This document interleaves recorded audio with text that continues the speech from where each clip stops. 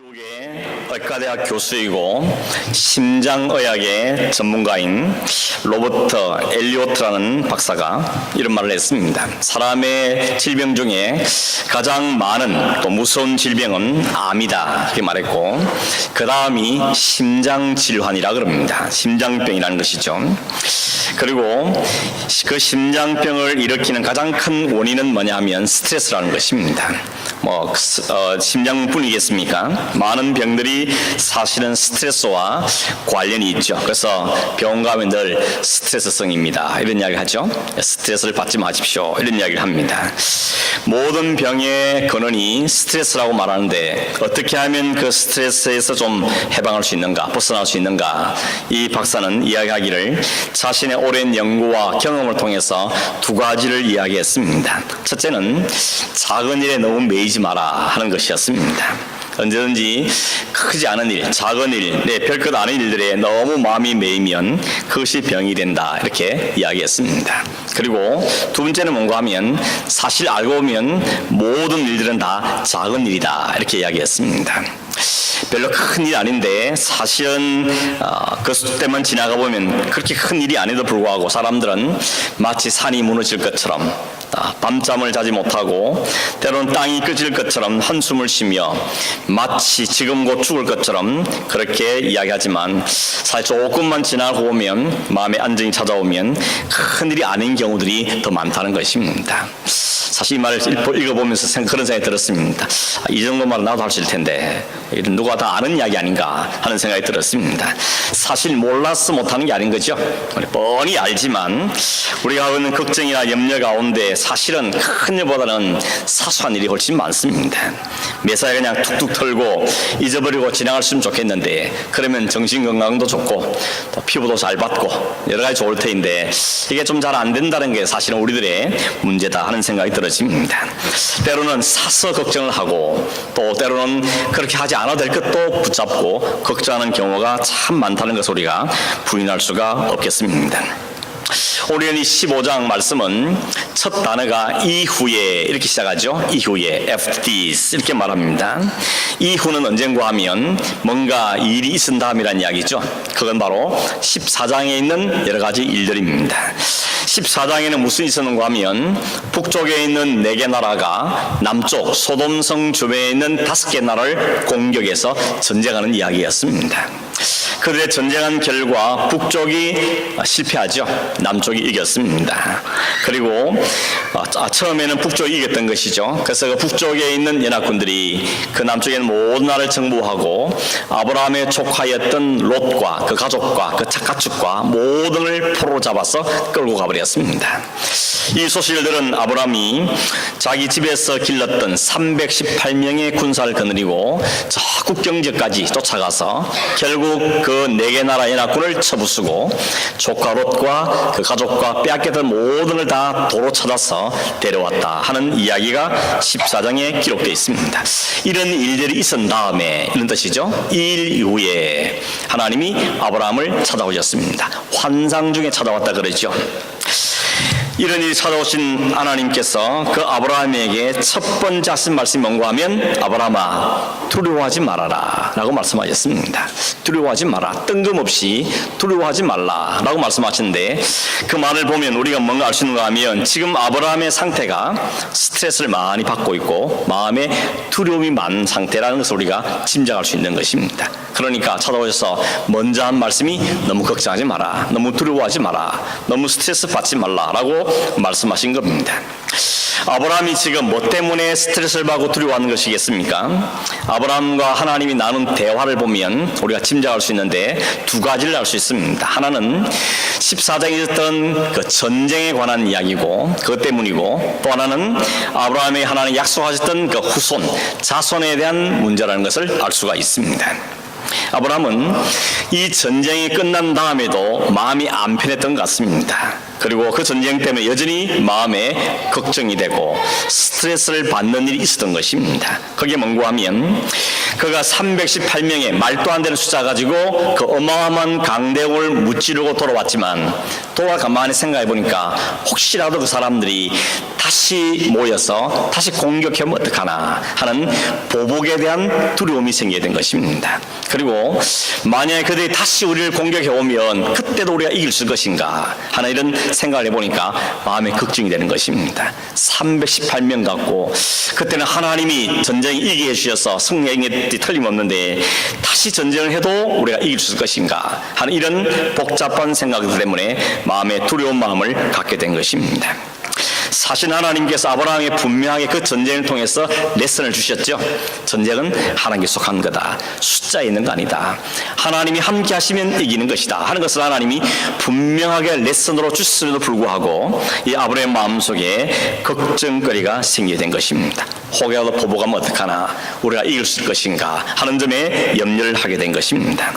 이런 아브라함의 마음 상태를 너무 잘 아신 하나님께서 환상 중에 찾아와서 첫 번째 하신 말씀이 바로 두려워 말라는 것이었습니다. 너무 걱정하지 마라. 하나님이 아브라함의 속사정을 너무 잘 알고 계셨던 것입니다. 그리고 두려워하지 말아야 될 이유를 말씀하기를 내가 너의 방패다 라고 말하죠. 내가 너의 방패다, 쉴드라고 말합니다. 울타리란 이야기입니다. 보호막이란 이야기인 것이죠. 이런 방패라는 것은 전쟁할 때 보호하기 위해 사용하는 것이죠. 사무엘상 17장에 보면 다윗과 골리앗이 싸우는 장면이 나오는데 골리앗이 아침 저녁으로 나와서는 이스라엘 백성을 막 놀립니다.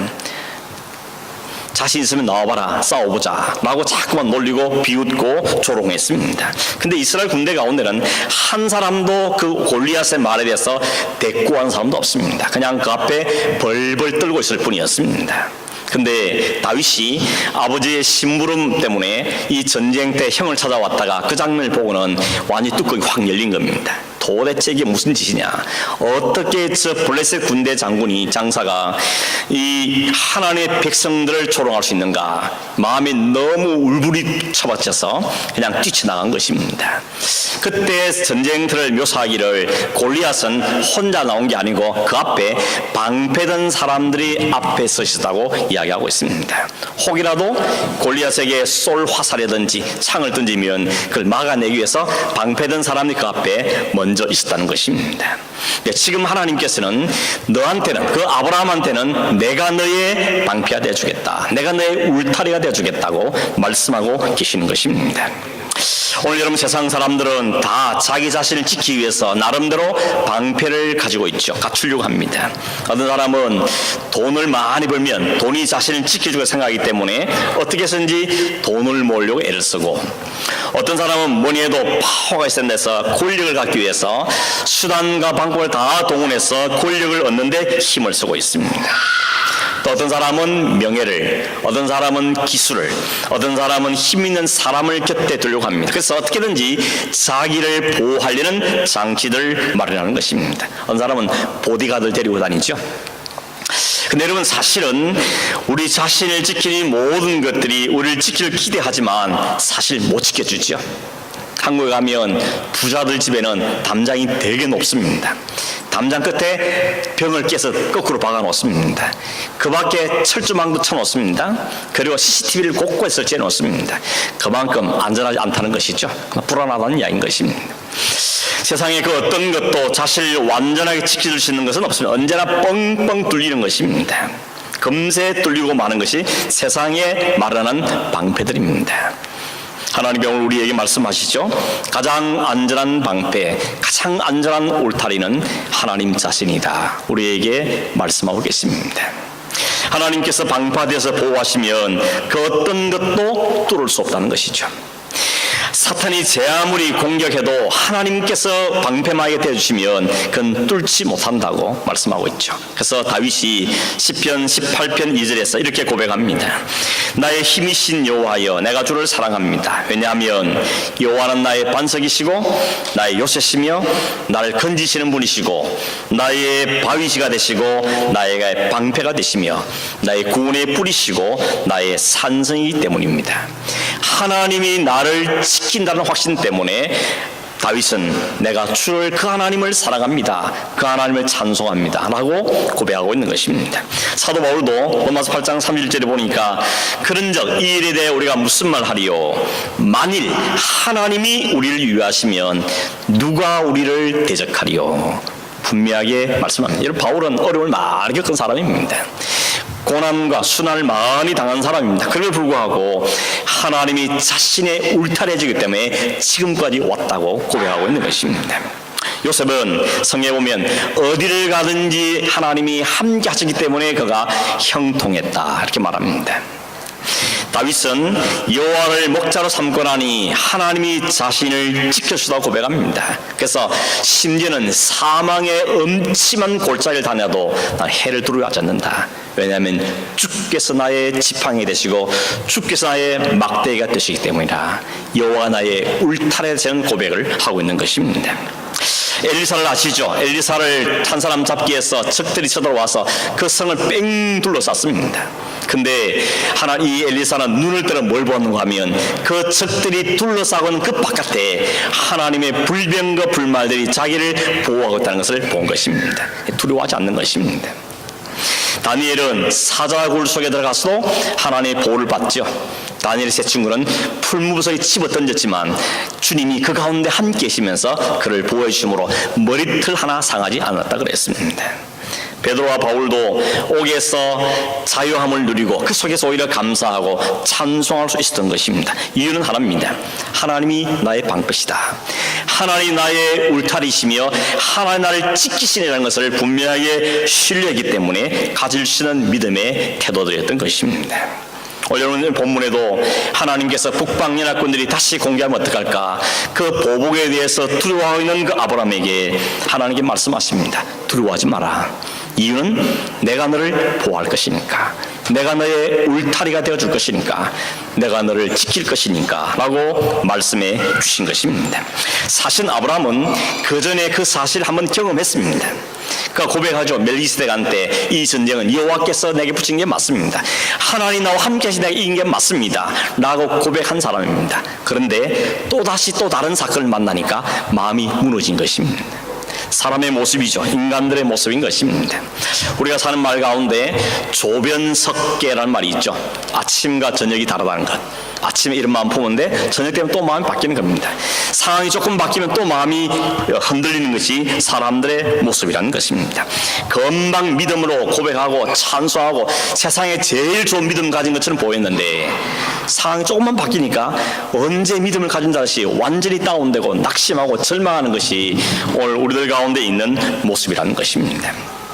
그런 아브라함에게 또 그런 우리들에게 하나님은 다시 말씀하십니다. 두려워하지 마라. 내가 너의 방패다. 하나님이 나의 방패란 사실을 신뢰하고 믿으면 두려움에서 자유하게 된다는 것입니다. 이 말씀을 저와 여러분의 말씀으로 꼭 붙잡을 수 있기를 바랍니다.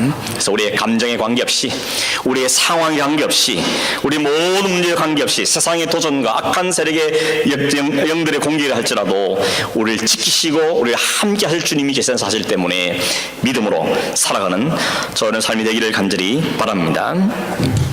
하나님 이어서 말합니다. 내가 너의 방패일 뿐 아니라 내가 너의 상급이라고 말합니다. 상급, 리워드. 리워드는 보상이란 말이죠. 전쟁을 한 다음에 전쟁 이기면 보상을 받습니다. 다 뺏어오는 거죠. 사람도 뺏어오고 물건도 뺏어오고 다 가지는 것입니다. 이 아브라함이 318년 거느려 가서 그 북방의 나라들 다 쳐부순 다음에 많은 걸 빼앗아 돌아왔습니다. 근데 중간에 만난 소돔 왕에게 다 바쳐버렸습니다.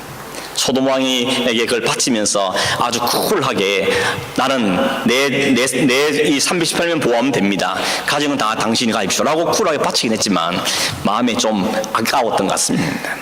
내가 어디까지 가서 죽을 고생해서 다 얻어왔는데 자기는 전쟁 나서 패해가지고 도망갔다가 이제 딱 나타났으면 자기가 다 가로채니까 아마 미운 마음이나 서운하고 미련이 그에게 있었던 것 같습니다. 그러니 하나님 그 마음을 잘 아신 하나님께서 말씀하시죠. 너 그 전리품 때문에 그 너 보상 때문에 속상하냐? 너 마음 삐졌냐? 그러지 말라는 겁니다. 왜냐하면 진짜 너에게서 진짜 중요한 것은 그것들 아니라는 것입니다. 나다 나. 내가 너의 진짜 상급이고 내가 진짜 너의 보상이다 라고 하나님께 아브라함을 위로하시면서 말씀하시는 겁니다. 하나님이 누리시는 것을 함께 누리게 될 거니까, 하나님이 가진 것을 다 네가 함께 가지게 될 거니까 너무 그것 때문에 너무 미련 갖고 그것 때문에 속상하지 말라는 것이죠. 내가 너의 보상이고 내가 너의 상급이다 라고 말씀하시는 겁니다. 오늘 우리에도 마찬가지입니다. 영적인 전쟁을 계속해야 되는 오늘 성도들이 하나님 말씀하시기를 너의 전쟁을 두려워하지 마라. 내가 너와 함께 있고 내가 너의 보호자가 될 것이다. 그리고 없어질 이 땅의 것 때문에 너무 속상해하지 말고 최고의 상급, 영원한 상급이 있다는 사실을 기억해라. 그리고는 감사해라. 우리에게 말씀하고 계시는 것입니다. 이 말씀이 여러분 아브라함이 준 말씀뿐만 아니라 오늘 저와 여러분에게 주시는 하나님의 말씀인 줄로 믿습니다. 이 약속의 말씀 꼭 붙잡고 이 땅에 있는 모든 일 속에서도 소망을 잃지 말고 두려움이 아니라 평안과 능력 있는 그리스도의 삶은 사는 저런 되기를 간절히 바랍니다. 이쯤 됐으면 아브라함이 반응을 잘 해야 되는데 아브라함의 반응을 보면 그렇지 않습니다. 뭐라 그럽니까? 2절에 보니까 아브라함이 말하기를 주 여호와여 무엇을 내게 주시렵나이까? 나는 자식이 없사오니 나의 상속자는 이 다메섹 사람 엘리에셀입니다. 이 말은 무슨 뜻입니까? 하나님이 너의 방패가 되고 내가 너의 상급이라는 말했지만 아브라함이 그렇게 말하면 나는 아들 하나 없지 않습니까? 하나님 내게 뭘 주시려고 그럽니까? 말씀만 하지 말고 눈에 보이는 건 있어야 되지 않겠습니까? 지금 이야기를 하는 것입니다. 하나님 그렇게 말씀하시지만 정작 나한테는 아들 하나 없습니다. 그렇게 지금 불평을 늘어놓고 있는 것이죠. 왜냐하면 하나님께서 아브라함에게 우리를 떠날 때 약속을 주셨습니다. 너가 이 땅을 떠나 그럼 내가 너로 하여금 큰 민족을 이루게 하겠다 약속하셨는데 약속한 그 말씀이 아무것도 안 이루었다는 것이죠. 옛날에는 어떤 사람이 복 있는 사람인고 하면 땅이 많은 사람, 그리고 가축이 많은 사람, 그리고는 자식이 많은 사람, 이 사람이 복 있는 사람이라고 그랬습니다. 그 중에서도 자식입니다. 자식이 많은 사람이 복 있는 사람으로 치는 것이 과거였습니다. 시편 127편에 보면 젊은 자의 자식은 장사의 수중의 화살 같으니 이것이 그의 화살통에 가득한 자는 복되도다. 그들이 성문에서 그들의 원수와 담판할 때에 수치를 당하지 아니하리로다. 이 말은 무슨 말입니까? 자식을 화살에 비유하죠. 그 화살통에 화살이 많이 가득해 있는 것이 복이라고 말합니다. 왜냐하면 내가 어려움을 당할 때, 뭔가 심판을 받을 때 내 자식들이 내 편 들어줄 거니까 이게 나의 힘이라고 고백하는 것입니다. 이게 일반적인 당시의 모습이었습니다. 그런데 아브라함에게는 아들 하나 없다는 겁니다. 이래가지고 어떻게 큰 민족을 이루겠습니까? 뭔가 눈에 보이는 게 하나로 잡히는 게 있어야죠. 이런 생각을 하는 것이죠. 그러므로 아브라함은 이것 때문에 스트레스 받는 겁니다. 약속은 주셨는데, 말씀을 하셨는데 뭔가 이루어진 하나 없기 때문에 마음의 스트레스가 됐다는 것입니다. 그러므로 아브라함이 가졌던 두 번째 두려움은 바로 하나님이 약속하신 후손에 대한, 아들에 대한, 자식에 대한 것이었던 것을 알 수 있습니다. 그래서 아브라함은 하나님께 이렇게 말합니다. 하나님, 그러면 제가 제안을 하겠습니다. 무슨 제안을 했습니까? 아직 내게 자식이 없으니까 내 집에서 기른 이 하인을 내 상속자로 삼으면 어떻겠습니까? 라고 이야기합니다. 아마 아브라함은 오래 고민했던 것 같습니다. 아직도 아들이 하나 없는데 어떻게 하면 이 대를 이어가는가, 어떻게 이 상속자를 만들 것인가 고민을 하다가 생각하는 것이 바로 자기 하인 중에, 종 중에 신실한 사람을 하나 자기 양아들로 만든 다음에 그 아들을 통해서 대를 이어가야 되겠다라고 생각을 한 것입니다. 이건 이상한 일이 아니었습니다. 고대에는 흔한 일이었습니다. 집안에 대를 이을 만한 아들이 없으면 집안에 있는 하인 중에 하나를 양아들로 만든 다음에 그를 통해서 대를 이어가게 하는 것은 아주 상식적인 흔한 일이었던 것입니다. 아브라함도 이 문제 때문에 오래 고민을 하면서 그냥 가만히 앉을 수는 없고, 그래서 그가 제안한 것이 바로 그 방법이었던 것입니다. 아브라함은 이 문제 때문에 고민했을 뿐만 아니라 자기 나름대로의 방법을 하나님께 제안을 했습니다. 이것 역시 오늘날 우리들 가운데 우리 인간들이 보여주는 많은 모습이죠. 하나님께서 약속하셨으면 좀 지긋히 좀 기다리고 하나님 약속 이룰 때까지 좀 참을 수 있어야 되는데 그게 잘 안 되는 게 우리들의 모습이라는 것입니다. 왜 그렇겠습니까, 여러분? 사람들이 그렇게 하는 이유 중에 하나가 뭔가 하면 자꾸 자기 타이밍을 갖고 있기 때문에 그렇습니다. 이 타이밍에 이루어져야 하는데 왜 안 이루어지는 것이죠? 하나님 분명히 말씀도 하셨으면 내 생각에는 내 판단은 이 타이밍이 돼야 되는데 왜 안 되느냐? 뭐 될 것 같은 기미라도 보여야 되는데 왜 아무것도 안 보이느냐? 이것 때문에 마음에 불편함이 생기고 그 스트레스가 되고 그게 마음이 답답해지는 것입니다. 조급해지는 것이죠. 아브라함도 마찬가지였던 것이. 그래서 그냥 가만히 있으면 안 되겠고 뭔가 나름대로 대하는 대책을 마련해야 되겠다라고 생각한 것입니다. 3절에 보면 아브라함이 하나님께 이렇게 말합니다. 주께서 내게 씨를 주지 아니하셨으니 내 집에서 길린 자가 내 상속자가 될 것입니다.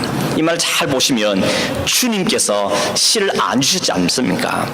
이 책임을 주님께 돌리는 것이, 하나님께 돌리는 것입니다. 하나님이 내게 아들 하나 안 주시니까 내가 지금 이 제안을 하는 거 아닙니까? 내가 대안을 세웠으니까 하나님 그렇게 아십시오. 통보를 하고 있는 것입니다. 하나님이 안 하시니 내가 합니다. 내가 돕겠습니다. 라고 지금 말하고 있는 것이죠.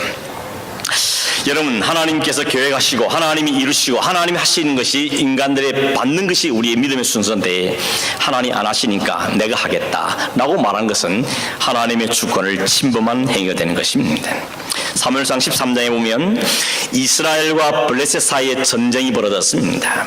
이스라엘 전쟁을 하면 항상 제일 먼저 하는 게 뭔가 하면 제사 드리는 겁니다. 우리식 말하면 예배 드리는 겁니다.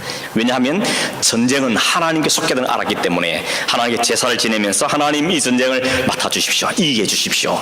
하나님께 부탁하는 의도를 갖고 있는 것입니다. 그래서 그 당시에 제사장인 또 선지자였던 사무엘을 빨리 와달라고 요청을 했습니다. 제가 군에서 군목으로 있을 때 우리 지휘관이 저를 찾는 경우가 두 가지 있습니다. 한 번 뭔가 하면 수요일 되면 찾습니다. 수요일은 군대 가시면 알지만 수요일은 전투 체력의 날입니다. 그래서 축구도 하고 뭐 족구도 하고 탁구도 치고 뭐 테니스도 하고 막 이런 운동을 하는데 그럼 꼭 부릅니다. 야, 목사님 모시라 그래. 그럽니다. 제가 운동 좀 했거든요. 그러니까 부르는 겁니다. 같이 뭐 테니스도 하고 뭐 이랬습니다. 또 한 번 언젠가 하면 부대에 큰 훈련이 있으면 부릅니다. 목사님 모시라 그래라. 그러고는 기도해 달라는 거죠. 이 훈련 잘 안전하게 사고 없이 잘 마치게 해달라고, 그래야 된다고 그래서 와서 꼭 기도해 달라고 부탁을 하는 경우였습니다. 지금 이 상황도 마찬가지죠. 사울 왕이 보니까 지금 전쟁을 앞두고 있는데 빨리 사무엘 선지자가 와서 제사를 지내주고 그래야 전쟁을 하겠는데 7일 안에 오라고 부탁을 한 것입니다. 그런데 안 오는 겁니다. 7일이 다 됐는데 안 왔습니다. 마음이 점점 조급해지는 것입니다. 마음이 답답해지는 것이죠. 보니까 블레셋 군대는 막 벌떼같이 몰려와 있고 그걸 본 이스라엘 군대는 한 사람 두 명 막 도망갑니다. 무서우니까. 그리고 선지자는 빨리 안 오고, 그러니까 너무 마음이 급하고 다급하니까 이 사울 왕이 제물 가져와라. 그러면 자기가 제사를 지내버렸습니다. 사무엘 선지자가 와서는 그걸 보면 깜짝 놀라서 말하죠. 왕이여, 이게 무슨 일입니까? 왕이 하시 못할 일을 하셨습니다. 라고 이야기합니다. 그랬더니 그렇게 말하죠. 블레셋 사람들은 많고 우리 군사는 설설 흩어지고 당신은 오지도 않고 전쟁해야 되겠고 제사를 지내야 되겠고 너무 다급해서 성경의 표현 그대로 말하면 부득이하였어. 어쩔 수 없었어. 내가 그렇게 했다라고 이야기합니다. 충분히 이유가 되지 않습니까? 오죽 답답했으면 그렇게 했겠습니까? 그런데 이에 대한 하나님의 대답이 문제인 것입니다. 하나님이 사무엘 선지자를 통해서 이렇게 대답합니다. 왕은 해서는 안 될 일을 하셨습니다. 그 일은 어리석은 행동입니다.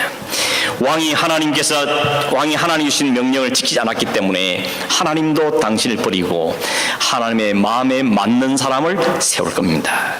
여러분, 그게 그렇게 잘못한 겁니까?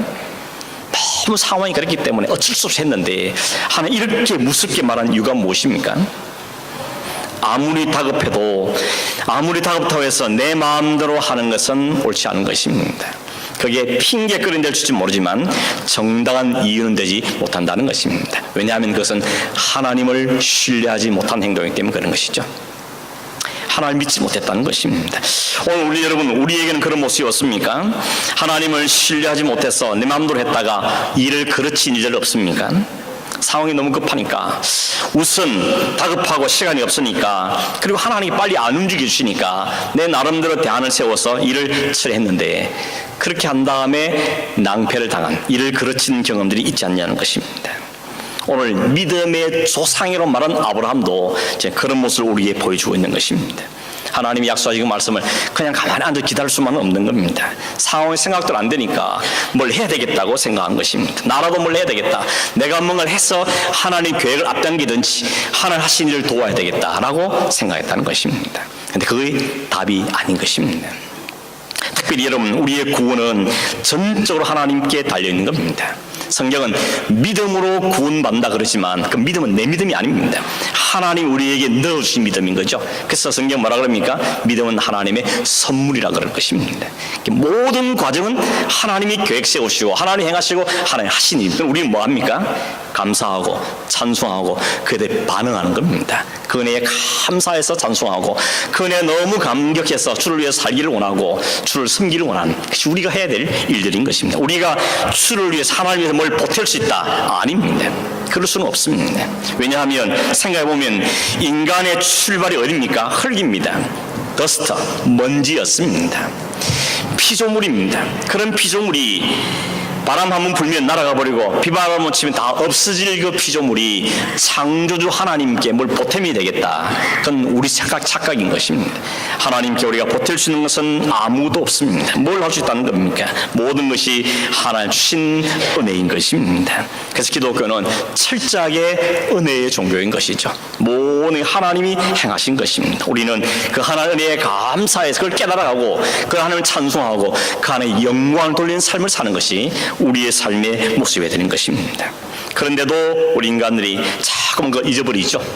뭔가를 할 수 있을 것 같고 해야만 해야 될 것 같고 안 하면 불안하고 이런 마음들 가지고 있는 것입니다. 이것이 아브라함의 지금의 모습이고 오늘 우리들 안에 있는 모습인 것입니다. 여러분, 사실 문제는 언제나 하나님이 아니었고 아브라함이었습니다. 하나님께서 아브라함을 갈대아를 불러내신 다음에 한 번도 하나님 계획을 취소한 적 없습니다. 하나님 문제를 일으킨 적이 없습니다. 하나님은 차근차근 스텝 바이 스텝으로 하나님 계획을 이루어 가셨습니다. 언제나 문제를 일으킨 것은 아브라함이었습니다. 위기를 만들어낸 것도 아브라함이었습니다. 이미 우리가 살펴보았지만 기근 때문에 애굽에 내려간 아브라함이 자기 아내를 누이라고 속였죠. 그래서 바로에게 뺏겼습니다. 하나님께서는 그 아브라함과 사라를 통해서 하나님의 민족을 탄생하려고 계획하고 계시는데 그 아내가 바로에게 팔려가 뺏겼습니다. 하나님 계획이 거칠 수 있는 위기를 만났던 것입니다. 아브라함이 한 것이었습니다. 지금도 아들 없다고 종을 통해서 대를 잇겠다는 것은 하나님이 아브라함과 사라를 통해 이으실 하나님 계획을 거치게 되는 일입니다. 나중에는 첩을 통하여서 아들을 낳고는 이 아들을 통해 하나님 계획을 이루십시오 라고 하나님께 제안했다가 하나님 또 거절하시는 것입니다. 언제나 여러분, 하나님의 언약과 약속에 문제가 있었던 것이 아니라 그 아브라함에게 문제가 있었고 아브라함이 늘 문제를 일으키고 위기를 만들었던 것입니다. 그러면 여러분, 오늘 우리에게 정말 필요한 게 뭐라 생각하십니까? 하나님을 진짜 믿는 겁니다. 하나님을 진짜 신뢰하는 것입니다. 너무 쉬운 말인데 잘 안 되죠. 그래서 하나님 우리를 자꾸 훈련시키는 겁니다. 좀 더 잘 믿도록 믿음을 또 업그레이드 시키기 위해서 하나님을 알게 하고 경험하게 만들고, 그래서 우리에게 여러 사건이 주어지는 것입니다. 한번 예수 믿으면 그냥 다 끝나버리면 좋겠는데 우리의 믿음이 하나님의 믿음으로 성숙되게 하기 위해서 하나님 우리에게 여러 가지 상황과 사건들 만나게 그걸 부딪혀가면서 또 깨닫고 또 깨지면서 하나님 누군지 알아가게 하는 것이 하나님의 방법입니다. 그 이유는 우리를 무너뜨리기가 아니고 우리의 믿음을 업그레이드 시키기 위해서 하는 겁니다. 오늘 이 성경에도 하나님께서 아브라함을 어떻게 믿음을 넣어주신지 보십시오. 아브라함이 하나님께 제안을 했을 때 하나님이 거절하시죠. 네 방법 아니다. 그거 아니다는 겁니다. 그가 네 상조가 될 자가 아니다. 네 몸에서 날짜가 네의 상속자가 될 것이라 라고 말씀하십니다. 그리고는 나 따라와. 그리고는 밖으로 데리고 나갔습니다. 하늘을 보라 그랬습니다. 하늘에 보니까 수많은 별들이 있는 걸 보았죠. 하늘의 별을 셀 수 있냐? 네 자손이 이와 같이 될 것이다 라고 말씀하셨습니다. 그랬더니 아브라함이 하나님을 믿었다고 말합니다. 뭘 믿은 겁니까? 하나님이 말씀대로 하신다니까 그 말씀을 받아들인 것입니다. 그랬더니 하나님께서 이것을 아브라함의 의라고 여기셨다고 말합니다. 하나님께서 아브라함 마음에 있는 그 두려움을 걷어내신 것입니다. 하늘의 수없는 별들을 보여주시면서 믿음을 가지도록 하나님이 역사하신 것입니다. 확신을 심어준 겁니다. 그러 아브라함 하여금 하나님의 약속을 믿게 하신 다음에 믿으니 그를 의로 여겼다고 말씀한 겁니다. 뭘 이야기합니까? 우리의 믿음, 우리의 의라는 것이 나에게서 나온 게 아니라는 것을 이야기하는 것이죠. 하나님 우리를 믿음을 막 넣어주시고 믿음을 자라게 하시고 우리를 의로운 사람으로 만들어가시는 사실을 우리에게 보여주고 있는 것입니다.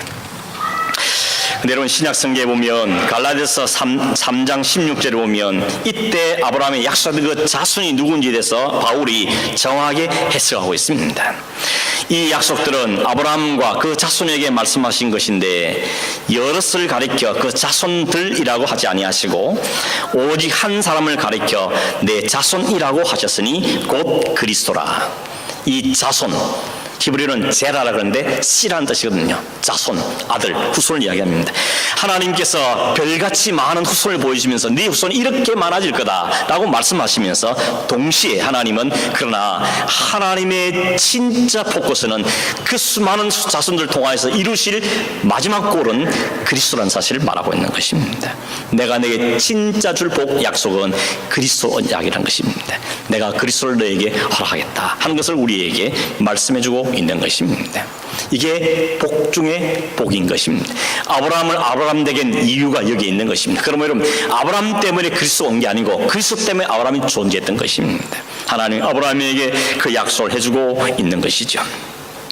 이 약속을 하나님 얼마나 철저하게 이끌어 가실지 그리고 네가 못한다는 걸 하나님이 확실하게 보여주기 위해서 이어지는 그 언약을 맺는 장면이 짐승을 쪼개고 그 사이를 지나가는 그 언약의 이야기입니다. 그것은 다음 주일날 보겠습니다. 말씀 맺습니다. 여러분 오늘 세상은 스트레스가 일상화되어 있습니다. 사람들이 다 두려움에 휩싸여 살고 있습니다. 건강 때문에 자녀 때문에 집안 때문에 관계 때문에 혹은 집을 사고 직장을 구하고 하던 모든 일들이 다 스트레스죠. 모두 다 걱정거리입니다. 염려거리인 것입니다. 스트레스에 갇혀 살고 걱정과 두려움에 짓눌려 살고 있습니다. 왜 그렇습니까? 내가 주인되어 살려니까 그런 것이죠. 내가 그걸 해결해 보려니까, 내가 이 문제를 대안을 내보려고 내가 해결해 볼 고민하니까 결국 그것은 우리에게 돌아온 것은 스트레스인 것입니다. 이렇게 스트레스를 받으며 두려움에 짓눌려 살고 있는 오늘 세상을 향하여서 그리고 성도들 향하여서 하나님 우리에게 선포하시는 겁니다. 두려워하지 말아라. 스트레스 받지 말아라. 스트레스 오더라도 하나님을 신뢰해라. 왜냐하면 내가 너의 방패며 내가 너의 상급이고 내가 너에게 약속할 뿐만 아니라 그 약속을 성취하실 분이 있다 하나님 우리에게 말씀하고 계시는 것입니다. 여러분 이 하나님의 약속의 말씀 앞에 다윗은 그렇게 고백한 겁니다. 하나님 내가 그 하나님을 찬송합니다. 그 하나님을 높여드립니다. 사랑합니다. 하나님 나의 반석이십니다. 나의 요새시고 나의 방패시며 나의 구원의 뿌리시고 나의 피할 자이시고 나의 산성이십니다. 내가 그 하나님을 높여드립니다. 이 다윗의 반응, 이 다윗의 고백이 그 깨달음이 소망이 저 여러분의 소망이 될 수 있기를 간절히 바랍니다. 우리가 뭘 붙잡고 살아야 되겠습니까? 눈에 보이는 상황, 현실입니까? 하나님의 약속입니까? 우리가 붙잡고 신뢰해야 될 것이 나의 노력과 실력입니까? 아니면 우리를 위해서 지금도 일하시고 아들까지 내주신 그 하나님이십니까? 이 하나의 은혜 속에 이 약속을 붙잡고 믿음으로 살아가는 은혜가 있기를 간절히 축원합니다. 기도하겠습니다. 하나님 아버지, 아무것도 없는 존재들이지만 아무 할 수 없는 존재지만 하나님 우리를 위해서 이렇게 열심을 내시며 우리의 믿음을 위해서 수고하시고 우리를 세워가시는 하나님이라여 하나님께 감사함을 드립니다. 여전히 불평과 불만이 많고 스트레스가 많고 걱정과 염려와 두려움이 많은 우리들에게 오늘 우리에게 다시 반복하여 말씀해 주시기를 두려워하지 말라고, 내가 너의 방패며 내가 너의 지극한 상급이며 내가 그리스도를 보내신 하나님이신 것을 우리에게 말씀해 주셔서 감사합니다. 하나님 이 말씀을 부여잡고 믿음으로 사는 자이 되기를 원하고 쓰러져 또 일었으며 주와 함께 이 길을 걸어가는 믿음의 승리 될 수 있도록 축복하여 주시옵소서. 걸어가신 예수님의 이름으로 기도하옵나이다. 아멘.